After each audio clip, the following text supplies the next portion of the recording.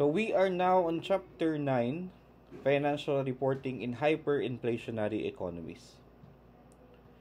So this chapter focuses on PAS 29, the standard that governs how financial statements must be adjusted when the functional currency loses its stability. So this standard is vital because traditional historical cost accounting fails to provide meaningful information when monetary units are highly unstable. So we must learn how to restore the integrity of our financial data.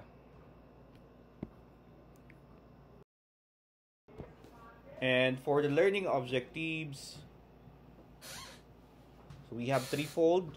First is for you to understand the concept of the stable monetary unit assumption and its exception. Second is to grasp the core principle of PAS 29. And then third is to be able to restate financial statements accurately.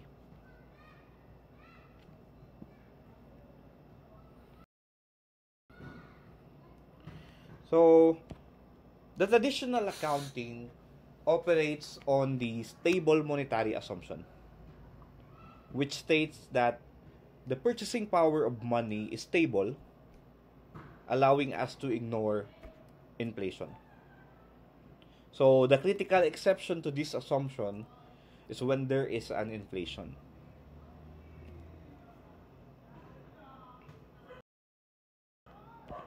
So, when we say inflation, okay, it's very evident naman the general price level changes and the purchasing power of money have an inverse relationship. So if the general price level increase, this means the purchasing power of money will decrease, and that will be a condition as an inflation, or known as an inflation. And the reverse of this condition is known as deflation. So the case is that hyperinflation distorts the financial statement because a peso today is worth significantly less than a peso last year. Okay? And the general rule is simple. When the price level goes up, the currency's purchasing power goes down. And that is, again, inflation.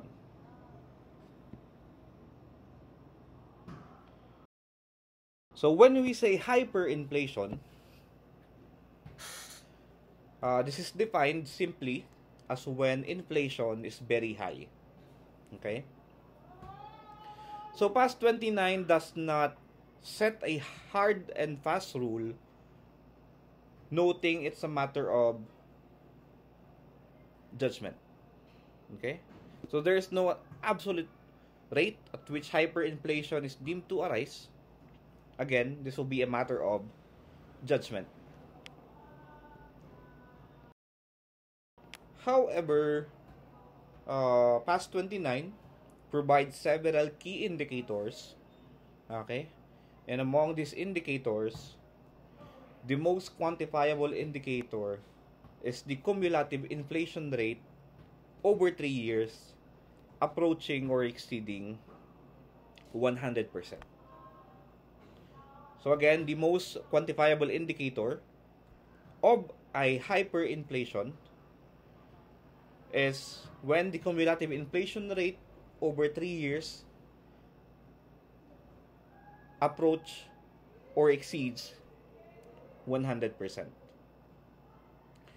Other behavioral indicators are included, including when people immediately invest local currency, okay, quoting prices in a stable foreign currency, and linking wages and prices to an index.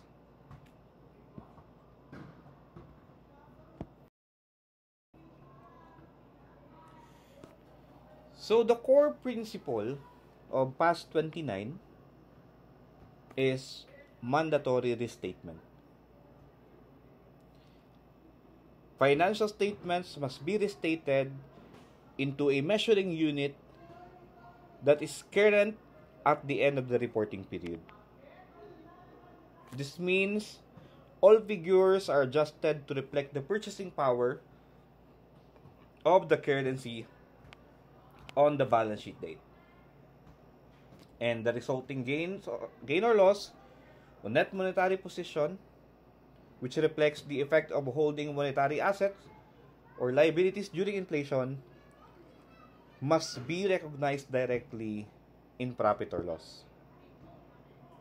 Furthermore, presenting an restated financial statement is strictly not permitted. So that is the core principle of PAS 29.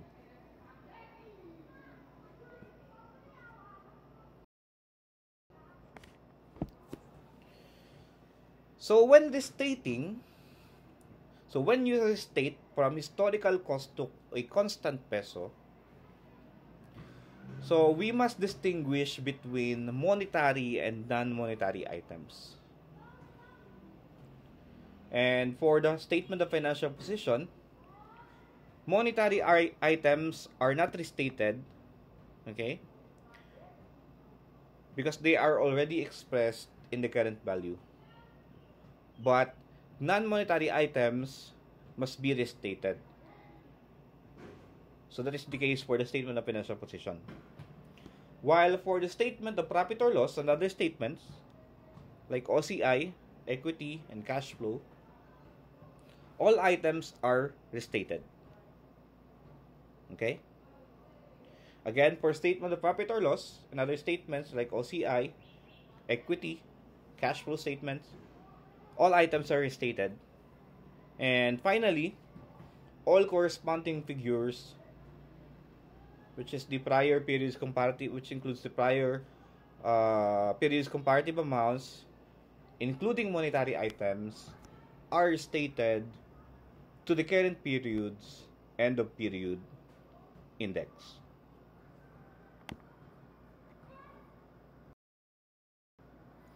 So when we say monetary items, these are those whose amount is fixed in currency items or in currency terms, regardless of changes in general prices. And they include both assets and liabilities. Okay? While non-monetary items are everything else. Crucially, the retained earnings account is unique. It is not directly restated, but rather becomes the residual and the balancing figure after all other items have been adjusted.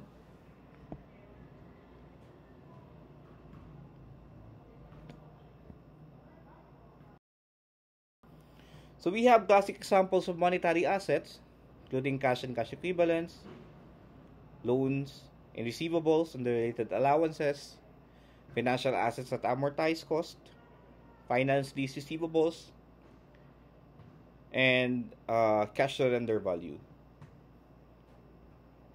While for monetary liabilities, we have financial liabilities at amortized cost, like accounts, notes, bonds, and finance lease payables, accrued expenses payable in fixed and determinable amounts of money, refundable deposits, and dividends payable.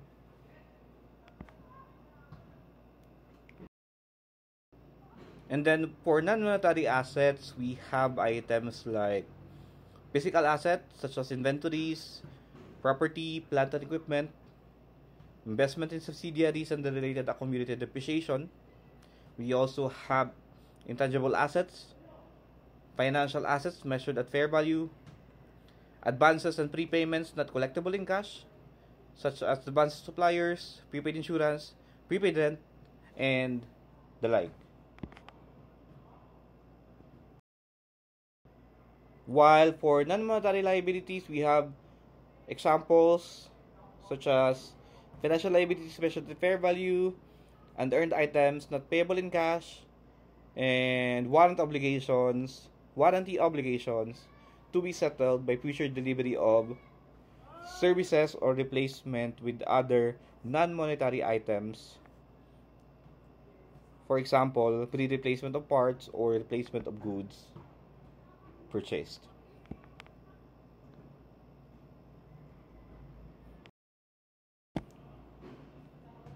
So for the formula for the statement to constant peso, so the core of the restatement process is this simple formula. Okay? So we multiply the historical cost by a fraction where the numerator is the current price index. Okay? Which means the index at the end of the reporting period, and the denominator is the historical price index, which is the index on the date the item originated. So for income statements or for income statement accounts where transactions occur frequently, we can use the average price index for the period when determining the historical index, which is the average of the beginning and the end indices.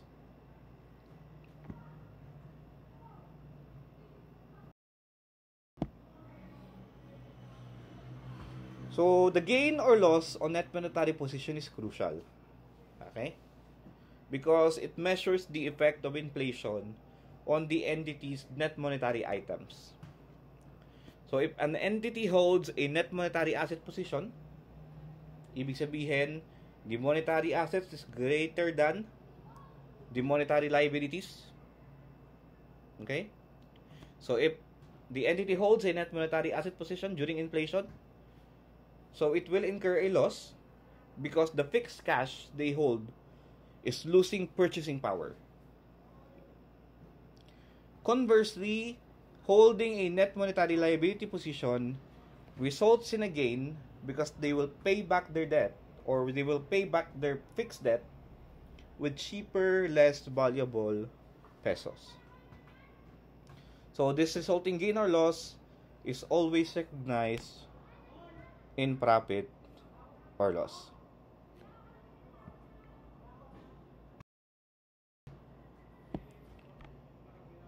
And if a non-monetary item, like a financial asset, is already measured at its fair value or net realizable value at the end of the reporting period, that value already reflects current prices and therefore does not need to be restated. If the fair value was determined at an earlier date, example, if a revaluation in a prior quarter was made, you must still restate the value using the index from the earlier valuation date to the current reporting period.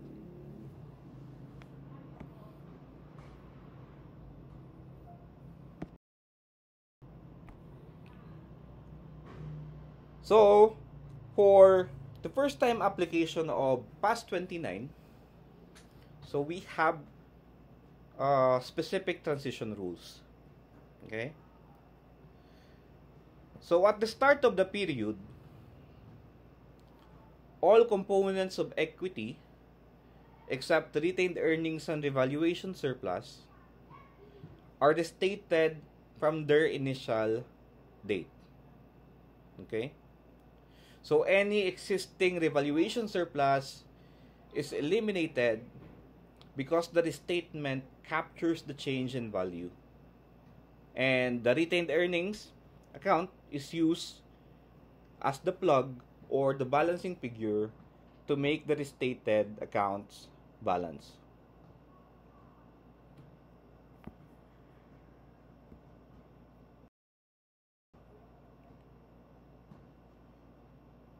So while historical cost is common, okay,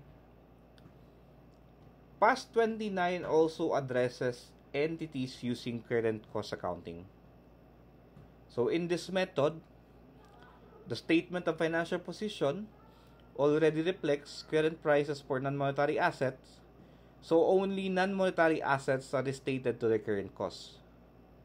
while for the income statement, only cost of goods sold and depreciation expense are restated. Note that holding gains and losses are explicitly recognized in P&L. Okay? While for the remaining statements, for the statement of changes in equity, this reflects the profit or loss restated to the current cost.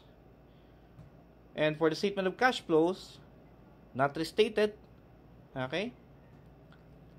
If prepared using the direct method, and it reflects the profit or loss restated to the current cost if prepared using the indirect method. And for the corresponding figures, these are stated the current cost in the previous period and are not restated the current cost in the current period.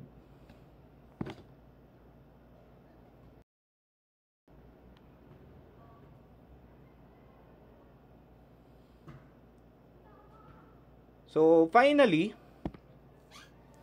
if we start with current cost information but are in a hyperinflationary environment, you still have to adjust to constant peso. Okay? So for the statement of financial position, non-monetary assets at current cost and monetary items are not restated. However, for all other statements like P&L and OCI, all items are restated, and this ensures that the financial statements truly reflect the current purchasing power of the reporting unit.